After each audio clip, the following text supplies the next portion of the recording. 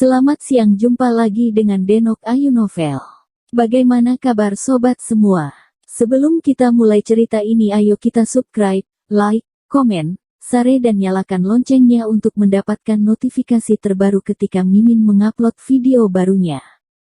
Menantu terbaik bab 260, semua masa depan bersamamu. Lin Yu tiba-tiba gemetar, bagaimana mungkin dia tidak mengerti arti kata-kata Jiang Yan. Selama ini, pernikahannya dengan Jiang Yan dianggap nominal. Sebelum festival pertengahan musim gugur, mereka berdua baru saja menyelesaikan ulang tahun pernikahan ketiga mereka, dan sekarang mereka telah memasuki tahun keempat pernikahan mereka. Bahkan dalam hatinya, dia sudah menganggap Jiang Yan sebagai istrinya. Setiap kali dia ingin melangkah lebih dekat, Jiang Yan secara tidak sadar akan menolak, seolah-olah dia belum siap secara mental. Hari ini, Jiang Yan mengambil inisiatif untuk mengungkapkan niatnya kepadanya. Dia bersedia menjadi wanitanya, bersedia menjadi istri yang sebenarnya. Merasakan kehangatan dan manis di antara bibir dan giginya, darah Lin Yu menyala dalam sekejap, dan cinta dari lubuk hatinya tiba-tiba mengelilinginya dengan erat. Dia dengan bersemangat menanggapi Jiang Yan, memeluknya erat-erat, dan menyelipkan tangannya ke tubuh Jiang Yan dengan sembrono. Untuk pertama kalinya dalam sejarah, Jiang Yan tidak menghentikannya. Jiarong, pergi ke rumah. Mendengar napas Jiang Yan yang berat, hati Lin Yu tiba-tiba bergetar, dan suasana hatinya yang tinggi tiba-tiba turun. Jiang Yan memanggil He Jiarong, tetapi dia bukan He Jiarong. Dia mencengkeram bahu Jiang Yan dan memisahkannya dari dia. Dia merasa tercampur di dalam hatinya. Setelah menyeduh beberapa saat, dia berkata dengan lembut, "Saudari Yan, jika aku tidak." Sebelum dia selesai berbicara, Jiang Yan mencium bibirnya lagi, menyela sisa kata-katanya.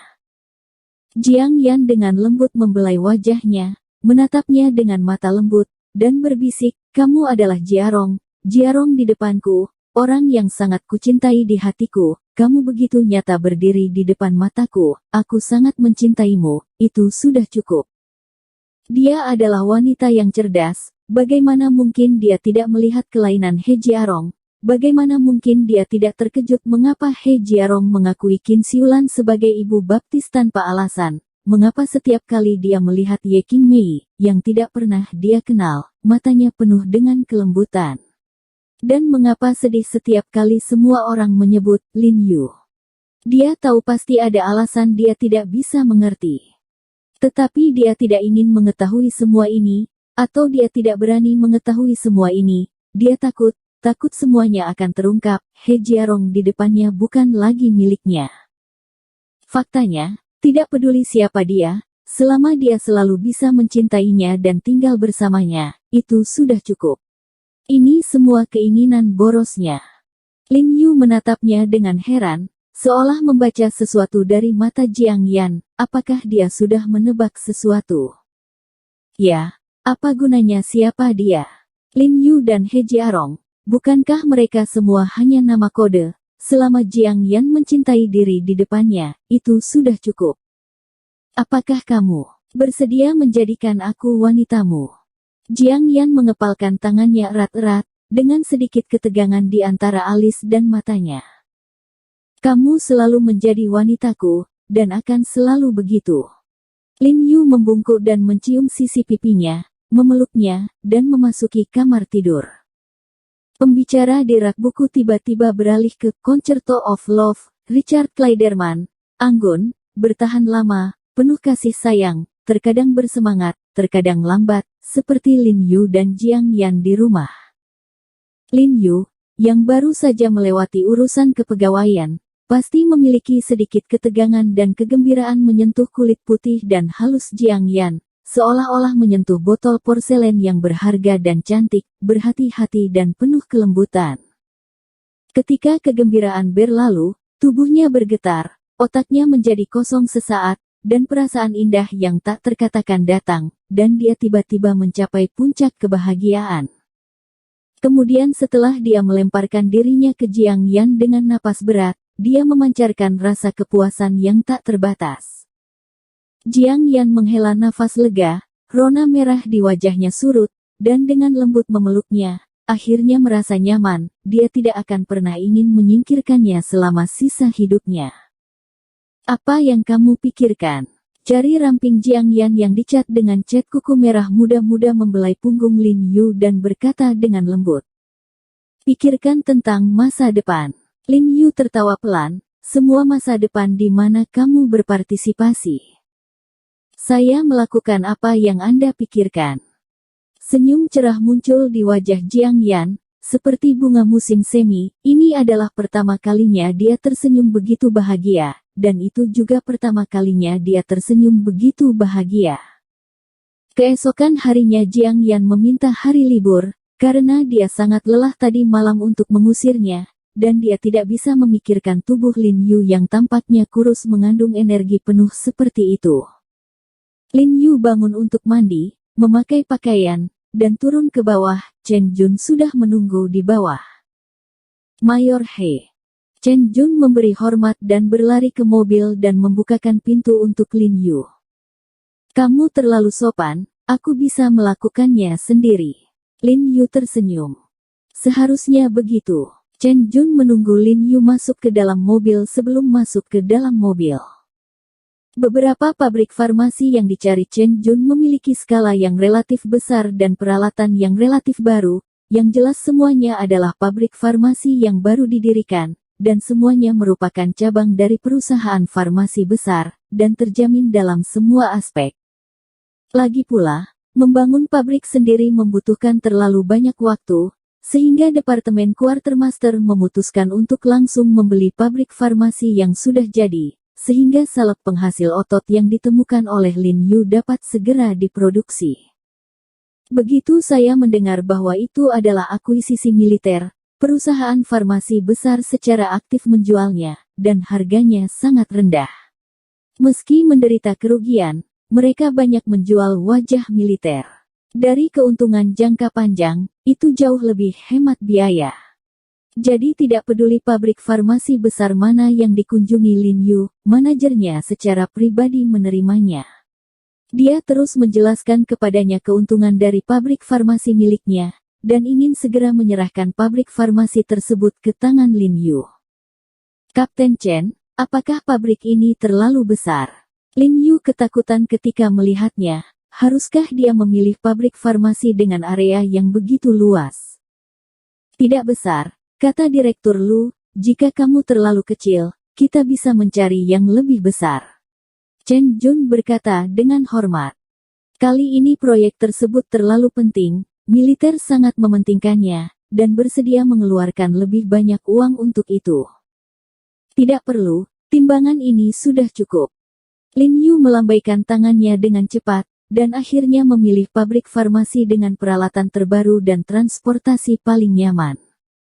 Karena Chen Jun telah menyapanya sejak lama, manajer pabrik menandatangani perjanjian transfer dengan Lin Yu tanpa mengucapkan sepatah kata pun. Tuan He, ketika saya meminta departemen terkait untuk menyelesaikan prosedurnya, pabrik farmasi ini secara resmi akan diganti namanya dengan nama Anda. Chen Jun berkata, saya akan mengirim Anda kembali dulu. Tidak, kamu harus pergi dan melakukan tugas. Aku akan melihat ke dalam pabrik.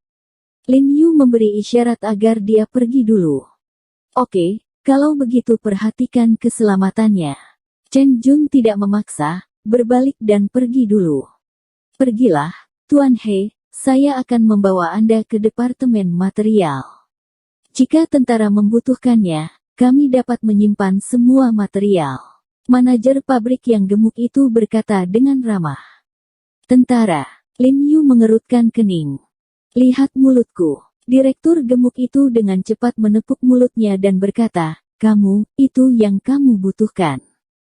Lin Yu mengangguk, meskipun Lu Shaojing tidak mengatakan bahwa aspek ini harus dirahasiakan, tetapi dalam pandangan Lin Yu, semakin rendah masalah ini, semakin baik.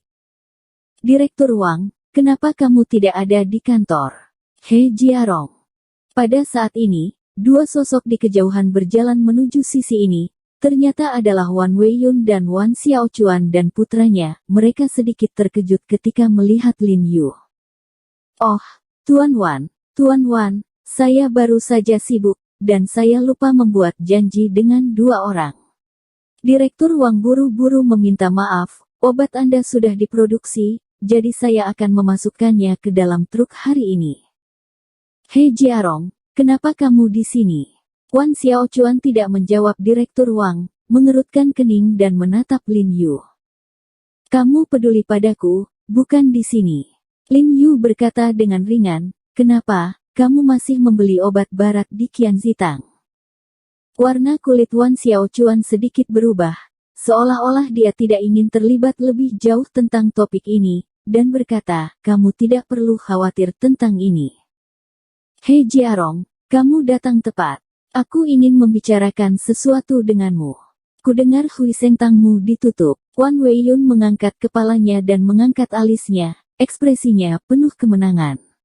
Tadi malam Wan Siling menceritakan semuanya setelah pulang, dan keluarganya merasa bahagia. Ini terkait denganmu. Lin Yu menatapnya dengan dingin. Tentu saja ada hubungannya. Itu toko Qianzitang kami. Karena kamu tidak bisa membukanya lagi, kamu bisa mengembalikannya kepada kami. Wan Weiyun berkata dengan bangga, jangan khawatir, uang sangat diperlukan untukmu, 30 juta, oke. Menurut pendapatnya, uang ini jelas merupakan jumlah yang sangat besar di mata seorang dokter kecil seperti Lin Yu. Wah, itu lebih murah untukmu. Kurasa kamu belum pernah melihat begitu banyak uang dalam hidupmu. Wan Xiaochuan melirik Lin Yu yang mengenakan pakaian biasa, dan mendengus dingin ketika pertama kali melihat Lin Yu. Dia menyamakan Lin Yu dengan orang miskin. Uang kecil ini juga disebut uang. Lin Yu mengerutkan kening, memandang kedua pria itu seperti orang bodoh, dan berkata, 300 juta, itu masih cukup. Persetan dengan ibumu, bagaimana mungkin klinik medis itu bernilai begitu banyak uang? Wan Xiaochuan memarahi dengan marah, kamu gila. Mulutmu benar-benar bau, jadi aku berubah pikiran, 3 miliar, 1 poin tidak bisa kurang, kata Lin Yu tidak tergesa-gesa. Kamu sialan. Saat Wan Xiaochuan hendak memarahinya, Wan Weiyun tiba-tiba meraihnya dengan tangannya dan berkata, oke, Xiaochuan, jangan bicara yang tidak masuk akal dengannya, suatu hari nanti, dia harus meminta kami untuk membelinya. He Jiarong, jangan berpikir begitu berapa banyak uang yang bisa dijual toko. Sejujurnya, tidak ada yang berani membelinya kecuali milik kita. Dia mengatakan ini dengan arogansi. Wan Jia mereka memang punya modal untuk mengatakan ini. Dengan status Wan Jia mereka di ibu kota, tidak ada yang sebodoh itu untuk melawan keluarga mereka demi sebuah toko. Jadi Lin Yu tidak menjualnya kepada mereka. Toko itu setara dengan menghancurkan di tangan Anda. Siapa bilang aku akan menjualnya? Aku akan memperlakukannya sebagai mainan dan membiarkannya di sana untuk memecahkannya. Lin Yu juga menjawab dengan arogan. Wan Xiaochuan memeluk tangannya dan berkata dengan penuh semangat, Direktur Wang, saya ingin Anda meminta penjaga keamanan untuk mengirim orang ini keluar dari pabrik sekarang. Saya tidak ingin melihatnya. Maaf, Tuan Wan, saya tidak bisa melakukan ini, kata Direktur Wang dengan malu. Mengapa? Anda tidak ingin bekerja sama dengan Wan Jia kami? Wan Xiaochuan cukup kesal. Tidak, Wan Dasao, pabrik ini baru saja diakuisisi oleh Tuan He. Faktanya, kami semua berdiri di pabrik orang lain. Direktur Wang buru-buru menjelaskan. Apa? Wajah Wan Xiaochuan dan Wan Weiyun terkejut, apakah mereka mendengarnya dengan benar? Sebuah pabrik farmasi besar seluas hampir puluhan ribu meter persegi dan menelan biaya ratusan juta rupiah ternyata diakuisisi oleh bocah malang dengan kekuatan penuh ini. Kamu tidak memiliki telingamu kembali, kamu mengerti, kamu sedang berdiri di pabrikku, silakan keluar. Lin Yu juga mengulurkan tangannya ke Wan Xiaochuan dan putranya dengan bangga. Wan Xiaochuan dan Wan Weiyun tampak pucat dan tidak berbicara. Tuan Wan, Anda bisa pergi ke pintu dan menunggu dulu, saya akan berada di sini sebentar lagi. Direktur Wang memberi isyarat dengan rasa malu bahwa ayah dan anak keluarga Wan harus pergi dulu. Hei Jiarong, jangan sombong, saat kamu menangis. Wan Xiaochuan berkata dengan pahit, lalu berjalan keluar bersama ayahnya. Ayah, biarkan kakek memanggil Menteri Lu dan menyegel pabrik farmasinya. Ketika Wan Xiaochuan teringat pada Lu Xiaojin, wajahnya tiba-tiba bersinar, dan wajahnya penuh kegembiraan. Si idiot ini masih tidak tahu hubungan kita dengan Menteri Lu, dan dia berteriak pada kita. Katakanlah jika dia bangkrut, dia harus bangkrut. Bersambung. Terima kasih kepada kalian yang telah menonton video ini. Jangan lupa tekan tombol subscribe-nya dan nyalakan notifikasinya untuk mendapatkan video-video seru lainnya dari Denok Ayu Novel.